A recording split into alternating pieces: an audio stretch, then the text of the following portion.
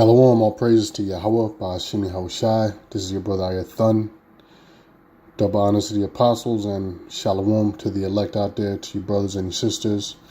Now, you brothers and sisters may have gotten this, may have seen this on your phones if you have an Apple phone. This was sent out this week. May have been yesterday or either today. And this is the latest update from Apple. This is iOS 13.5. And as you can see here, it says iOS 13.5 speeds up access to the passcode field on a devices with Face ID when you are wearing a face mask, and introduces the exposure notification API to support COVID-19 contact tracing apps from public health authorities. Blah, blah, blah. Now, if you brothers and sisters haven't heard, there's a bill that's been passed, HR 6666. It's either passed or it's on its way to being passed. And you can basically say it's passed because, I mean, they're rolling out the software already for the contact tracing apps. So this is an API that they're making available to software developers. Basically what that means is they're updating your phone with the ability for any governmental agency or any developer that has, I'm sure you're going to have to apply for a license or the authority to create software. But basically this allows anybody that has the API key or the key to access the API, which the API is something that's built. An API is something that is built between the phone and the towers, right? And anybody with a special key can hook into that signal and they can extract information, so they can extract location information, extract your identity, who owns the phone, this and that. So API allows anybody with the key to access the API. It allows them to extract information from the phone. So this is going to allow government agencies to create whatever apps they want to create, to send a signal out to your phone and grab information from your phone, personal information about you. And they're using this for this, the Trojan horse for this is this COVID-19, and it will be the contact tracing apps, right? And so this is the way it works. And this is all part of moving towards the NWO and the RFID, conditioning people for the RFID microchip, okay? So basically, whether you take the chip or not, they're developing technology to where they're going to track your ass anyway. So let me go here so I can read a little bit of about what this does. So as you brothers and sisters may or may not heard, Apple and Google came together to make this possible, which we all know, that's the red and the blue, right? So there's two opposing forces, Apple, Google. If you're an Apple fanboy, that's what I call an Apple fanboy, and you have an Android device, they make fun of the Apple people. And the Apple people make fun of the Android people. Just like you got Republicans that'll make fun of Democrats, vice versa. And you got Shell and you got Mobile. You got the red and the blue, but they both work for the same people. So Apple and Google, which there were never rivalries in reality, or never had any opposing agendas in reality. They both work for the same people, and they create opposing forces so that they can appeal to the different people out there. But the trick is they both work or are hired by the same people. So you see the title here. It says Apple and Google are enabling COVID-19 contact tracing. The tech giants have teamed up to use a Bluetooth-based framework to keep track of the spread of infection without compromising location privacy. So what they're doing is they're using the Bluetooth technology in your phone. And, if you brothers that are into tech, every year they upgrade the Bluetooth technology. So you have now the latest is called well, shit, it might be old now, Bluetooth 3.0, which may be old, probably old. It's probably old now, but if you shop for computers, you'll notice that, you know, you'll see Bluetooth 2.0, you'll see Bluetooth 3.0. Bluetooth 3.0, as far as I know, is the latest technology. And the better the technology gets with the Bluetooth, the more devices they can communicate with, and the more control you have over different devices. You see?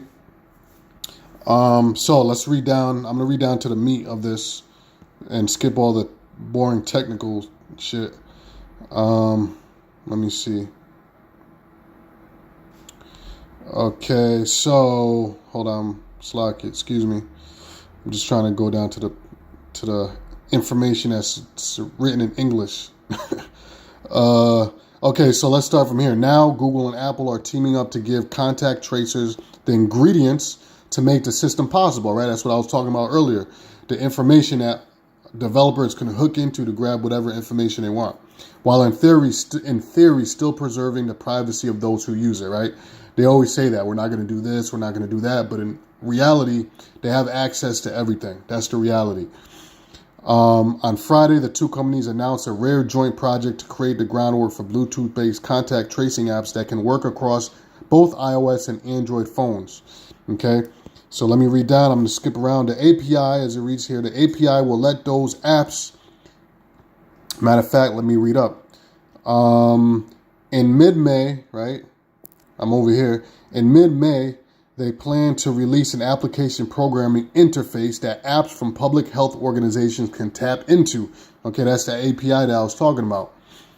The API will let those apps use a phone's Bluetooth radios, which have a range of about 30 feet, to keep track of whether a smartphone's owner has come into contact with someone later who turns out to have been infected with COVID-19.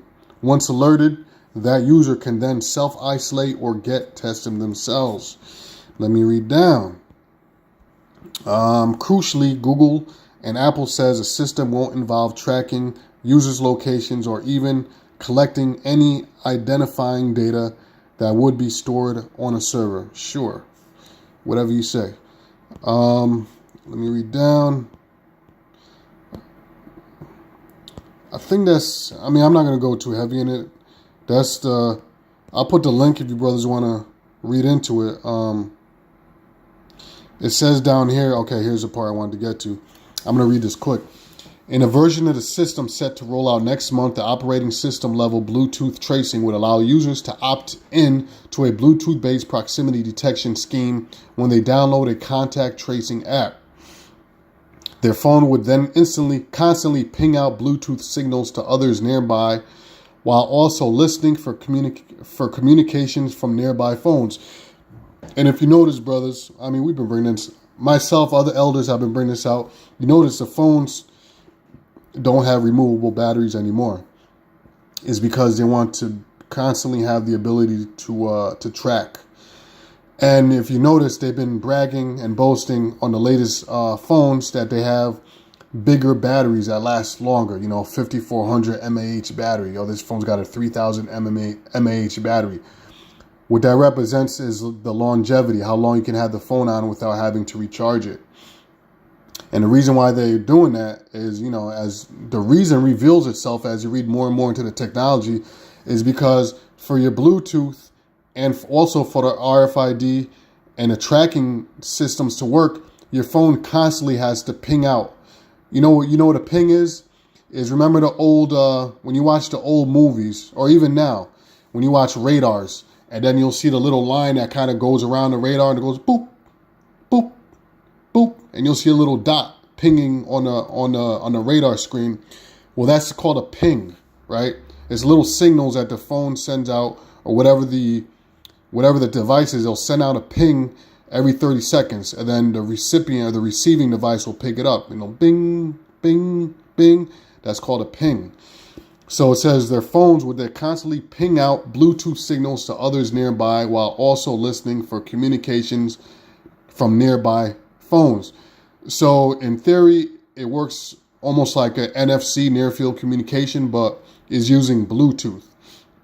Okay, for the near field communication, like let's say you want to pay with your phone, you have to actually use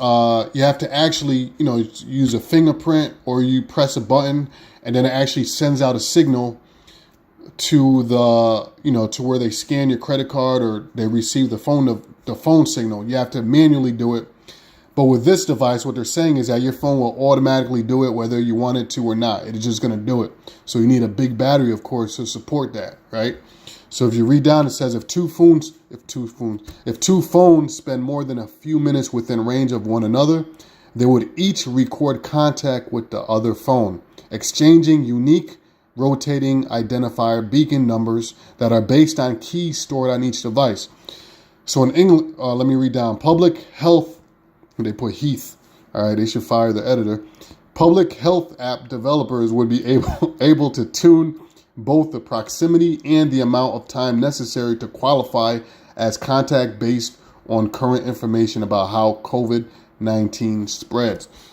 So basically, man, you can walk by somebody, and what it's saying there that it's saying that the developer can tune the proximity. What that means is that they could tune the phone to that. You could spend 10 seconds next to somebody, another phone, and then it'll ping it, or it'll communicate with the other phone, or they could tune it so you spend 10 minutes next to another person, So basically what that means is they can tell whether you're chilling with somebody that you know, because if you're sitting there with the person and it's pinging for 10 minutes straight or 15 or 20 minutes straight, then you know that whoever that owns that other phone that's communicating with, it must be somebody that you know, because you're sitting there chilling with them for 10 minutes.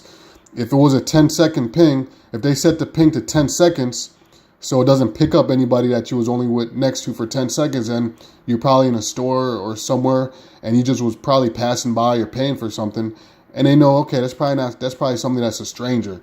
I'm trying to paint a picture of how they could use this technology, and they could do unlimited amount of things with it, you see? But the main point is that they're moving closer, and you could see why they've been building these smartphones, because without smartphones and without this technology, they wouldn't be able to do this. And we all know that they've been allegedly been planning this for a long time, from the evidence that's been coming out from the books and the movies that have been mentioning this stuff. So you just got to put two and two together. Like I always say, it's critical thought. You got to have critical thought, critical thinking.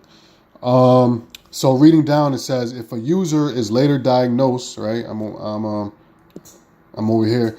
If a user is later diagnosed with COVID-19, they would alert their app with a tap, and the app would then upload their last 2 weeks of keys to a server, which would then generate the recent beacon numbers and send them out to other phones in the system.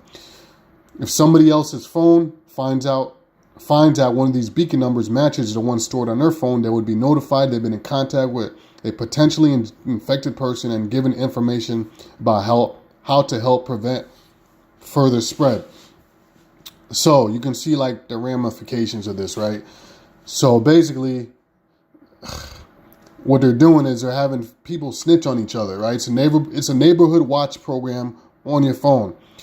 So if you happen to pass by somebody that, let's say, has deemed to have the virus, and your phone made contact with their phone, meaning they share the same key, it could be 2 weeks later, a month later, your phone, you would get a ping on your phone saying that, hey, you've been next to somebody that has COVID-19, blah, blah, blah.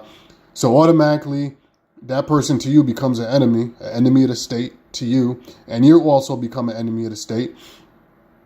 And what happens through the HR 6666 bill, if the details of that, is that they're going to have government officials on standby, okay, that's going to receive this information, and they're going to give your ass a call. And you might even get a knock on your door. They may bust down the door. Who knows what they're going to do? But the bottom line is this is a leap. I'm not going to even say a step. This is a giant leap towards the NWO.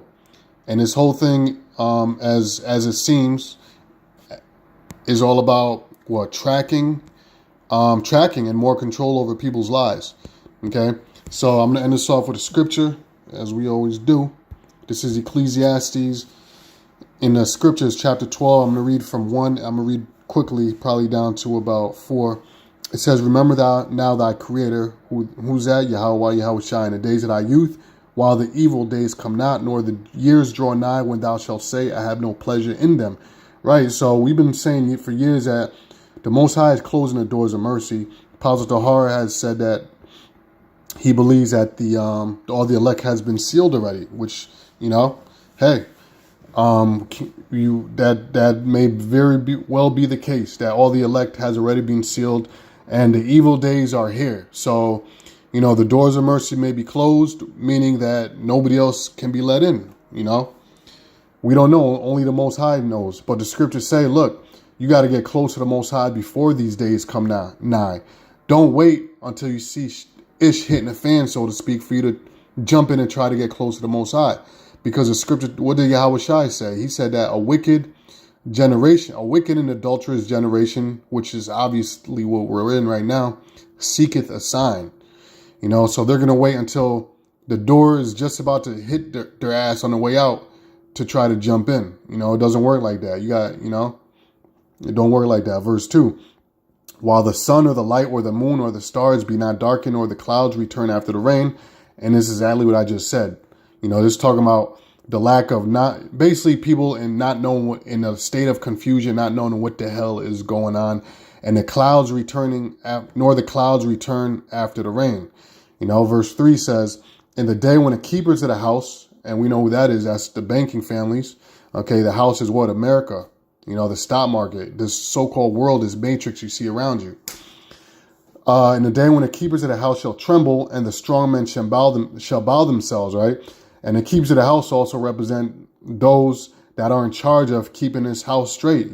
Those that watch the stock market, those that are in the Senate houses, those are governors, mayors, all of those. And the strong men shall bow themselves and the grinders shall cease. Because there are few, talking about what? The job market. And those that look out of the window shall be darkened. So those that are looking out for the benefit of the economy or the stock market, they're not giving great reviews right now. If you search on YouTube, even those that give financial help and how to stack money and how to use your 401k, they're all making videos about, is the stock market going to crash? Are we headed towards recession? Are we headed towards a depression? You see? So the grinding is ceasing. The light of the moon and the stars is looking dim. All right. So you've seen what all this means. Verse 4, and the doors shall be shut in the street, and the sounds of the grinding is low, the jobs. And he shall rise up at the voice of the bird, and all the daughters of music shall be brought low. I mean, ain't no concerts right now. Ain't nobody touring, making bucks. Nobody. All the daughters of music, the Hollywood stars are freaking. Especially those that are in the music industry, they're home right now, growing big beards and DJ parties from home, live streaming. So they're being brought low. Ain't nobody out there going out there buying records and albums or buying tickets to tours and comedy shows and all that. Yeah, so I'm going to read 5. Okay, because verse 5, this whole chapter is good. Also, when they shall be afraid of that which is high, this is the Most High, Yahushua, Yahweh Ba'ashim Yahushua. This means the Lord is going to start sending signs that cannot be explained by a scientific term or some theory. He's going to cause signs that are, even on YouTube now, you see a lot of videos about strange things happening across the world.